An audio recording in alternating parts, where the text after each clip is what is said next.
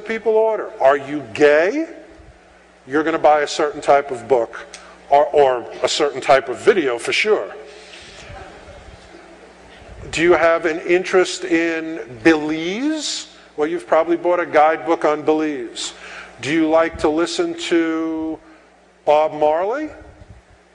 You've bought a tape or a CD or whatever, a Bob Marley tape or CD. Anything that there is to know about you, I can extrapolate out from what you do on Amazon. And even if you don't buy it, by the way, if you're logged in, they cache your search history. Let me give you an example. I am, thank God, in perfect health. But a little old lady lives down the hall from me in my apartment house, said, you know, I know you have a computer.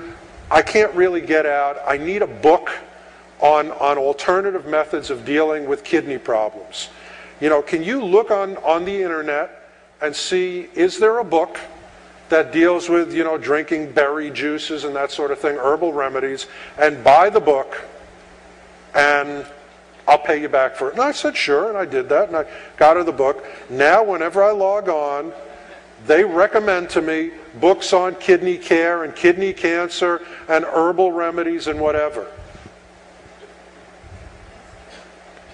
eBay, PayPal, and Skype. Okay, again, reflect for a moment what they know about you. They know where you live, where you work, everything about your finances, including your bank account, every single thing that you've ever expressed interest in, bid on, who you talk to on the phone, where you are a good part of the time, because when you log on, when you use the Skype system, when you use, and especially if you're going to be using it over the iPhone soon, you know, pretty much everything there is to know about you. And by the way, eBay, PayPal, and Skype, it's the same company in case you didn't know. Now, let's talk about what I like to call subpoena target number one. I usually give this talk to law enforcement groups.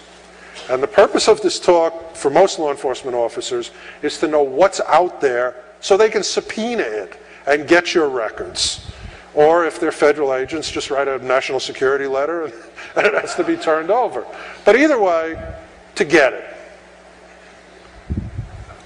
Welcome to Skynet. Google. If you don't take anything else away from my talk today, here's what I need you to take away. Google is a private company that you have no control over.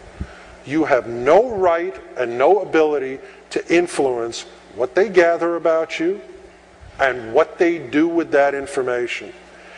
And the truth is, most people, when they think of Google, they think of a great utility that solved all the problems of finding things on the internet a few years ago. That's all they think about. Well, Google is photos, Google's is blogs, media, every newspaper, every article. Gmail. How many people here use Gmail? Every single person in the room, with a tiny number of exceptions, raised their hand. Do you know that your email is searched by bots? Of the people who raised their hand, how many of you know that your email is searched, indexed, and categorized? Okay, now, no, leave your hands up.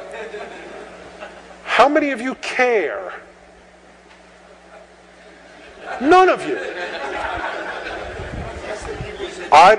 But now the same people, how many of you would be running out and hiring a lawyer if somebody was opening the mail at your mailbox, reading it, pasting it back shut, and putting it back in the box?